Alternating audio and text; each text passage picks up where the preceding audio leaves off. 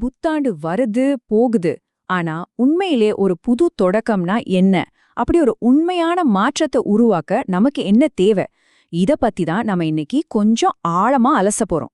சரி, நாம முதல்ல புத்தாண்டு சடங்குகள்ல இருக்கிற ஒரு சின்ன முரண்பாட்டுல இருந்து ஆரம்பிக்கலாம். அப்புறமா சுயநலம்ங்கிற நோய் பத்தியும் உண்மையான சந்தோஷத்துக்கு என்ன வழிங்கிறதையும் பார்க்கலாம். இதுக்கு ஒரு வேடனோட கதையும் நமக்கு ரொம்பவே உதவும். கடைசியா நிஜமான புத்தாண்டு எப்படி வாழ்றதுன்னு தெரிஞ்சுக்கலாம். நம்ம எல்லாரும் புத்தாண்ட ரொம்ப கோலாகலமா கொண்டாடுறோம் இல்லையா? ஆனா இந்த வெளி கொண்டாட்டத்துக்கும் நம்ம மனசுக்குள்ள நடக்கிறதுக்கும் உண்மையிலே சம்பந்தம் இருக்கா, இல்ல ஒரு பெரிய இடைவெளி இருக்கா? அத பத்தி தான் இப்ப பார்க்க போறோம். நினைச்சு பாருங்க, ஒவ்வொரு வருஷமும் நாம புது ட்ரெஸ் போடுறோம், ஸ்பெஷலா சமைச்சு சாப்பிடுறோம், வீடெல்லாம் சுத்தப்படுத்துறோம். ஒரு புது ஆரம்பம், புது புத்துணர்ச்சின்னு ஒரே கொண்டாட்டம்தான். ஆனா ஒரு நிமிஷம் யோசிச்சு பாத்தீங்களா? இவ்ளோ செஞ்ச பிறகும் அடுத்த வருஷம் இதே நேரத்துல அதே பழைய பிரச்சனைகளோட அதே இடத்துல நிக்கிற மாதிரி ஏன் நமக்கு தோணுது? அந்த உண்மையான மாற்றம் மட்டும் ஏன் வரமாட்டேங்குது? இங்கதான் விஷயமே இருக்கு. வெளியில பார்த்தா எல்லாம் பழப்பழப்பா இருக்கு. புது ட்ரெஸ்ஸு, சுத்தமான வீடு. ஆனா உள்ளுக்குள்ள நம்ம மனசுல அங்க இன்னும் பழைய கெட்ட எண்ணங்கள், சுயநலம், குறுகிய மனப்பான்மை எல்லாம் அப்படியே இருக்கு. இந்த ரெண்டுக்கும் நடுவுல இருக்கிற இந்த வித்தியாசம்தான் உண்மையான மாற்றத்தை தடுத்து நிறுத்துது.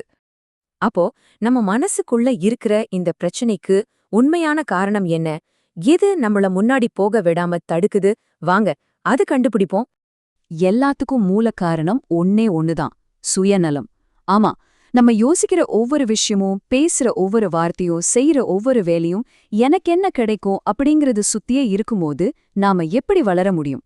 நம்ம எல்லாரும் ஒரு பெரிய தப்பு கணக்கு போடுறோம். ஆசைகளை நிறைவேத்தினா சந்தோஷம் கிடைக்கும்னு நினைக்கிறோம். ஆனா உண்மை என்ன தெரியுமா? ஆசைகளை நிறைவேத்துறது இல்ல, அதை விட்டொழிக்கிறது தான் உண்மையான ஆனந்தத்துக்கான வழி. சரி, பிரச்சனை என்னன்னு தெரிஞ்சிடுச்சு. இப்போ அதுக்கான தீர்வு என்னன்னு பாப்போம். உண்மையான சந்தோஷத்தை அடையறதுக்கு நம்ம மனசுக்குள்ள என்ன பண்ணணும்? உண்மையான சந்தோஷம் வெளியிலேந்து வராது. நீங்க வாங்குற பொருட்கள்லயோ மத்தவங்க கொடுக்கற பாராட்டிலயோ அது இல்லவே இல்ல. அது உங்களுக்குள்ள இருந்து, உங்க இதயத்துல இருந்து தான் ஆரம்பிக்கணும். இந்த உண்மையான ஆனந்தத்துக்கான பாதை ஒரு படி ஏறுனா அடுத்த படிக்கு போற மாதிரி. முதல்ல தேவை நம்பிக்கை, அதாவது விசுவாசம். இந்த நம்பிக்கை இருந்தா அதுல இருந்து அன்பு தானா வரும். அன்பு வந்துட்டா நாம நேர்மையா, நீதியா நடப்போம். அந்த நீதியோட விளைவுதான் உண்மை. உண்மைய பின்தொடர்ந்தா கடவுள் அடையலாம். கடவுள்கிட்ட இருந்து கிடைக்கிறது தான் அந்த பேரின்பம்.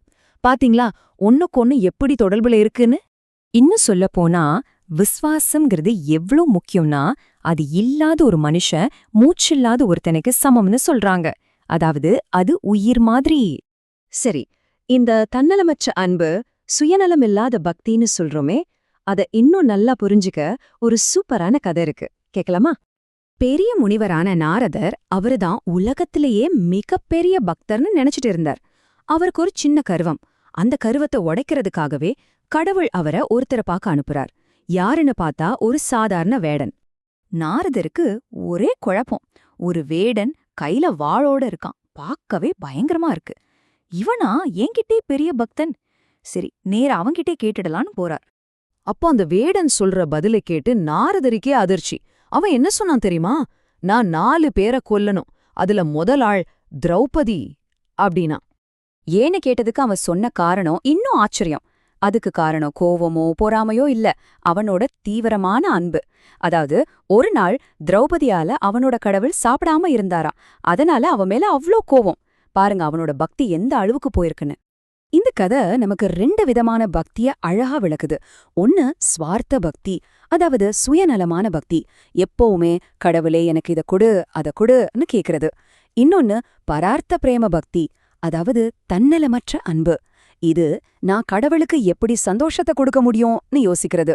நாரதரோடது முதல் வகை, அந்த வேடனோடது 2வது வகை.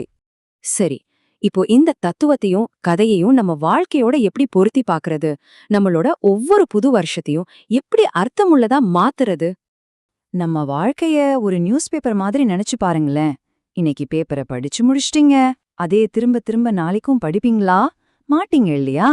வாழ்க்கையும் அப்படிதான். அப்போ இன்னைக்கு பேப்பரே சரியா படிக்காம நாளைக்கு இன்னொரு காப்பி எதுக்கு கேட்கணும்? இந்த வாழ்க்கை கிடைச்சதே பெரிய விஷயம். இத முதல்ல சரியா வாழ்ந்து முடிப்போம். அதை வச்சுட்டு இன்னொரு வாழ்க்கை வேணும்னு கேக்குறதுல என்ன அர்த்தம் இருக்கு? அப்ப உண்மையான புத்தாண்டு தீர்மானம்னா என்ன? அது ஜனவரி 1ஆம் தேதி மட்டும் வர்றதில்ல.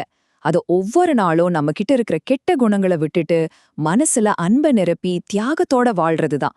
முடிஞ்சத பத்தியோ வரப்போறத பத்தியும் கவலைப்படாம நிகழ்காலத்துல வாழ்றது, எல்லாரையும் சந்தோஷமா வச்சுக்கிறது. முடிஞ்சா உதவி செய், ஆனா யாரையும் காயப்படுத்தாத. இதுதான் உண்மையான புத்தாண்டு. அதனால இந்த புத்தாண்ட ஒரு வெறும் கொண்டாட்டமா மட்டும் பார்க்காம ஒரு உண்மையான மாற்றத்துக்கான தொடக்கமா பாப்போம். சரி, அப்போ இப்போதே உங்க உண்மையான புத்தாண்ட ஆரம்பிக்க நீங்க விட்டுவிட நினைக்கிற அந்த ஒரு கெட்ட பழக்கம் என்ன?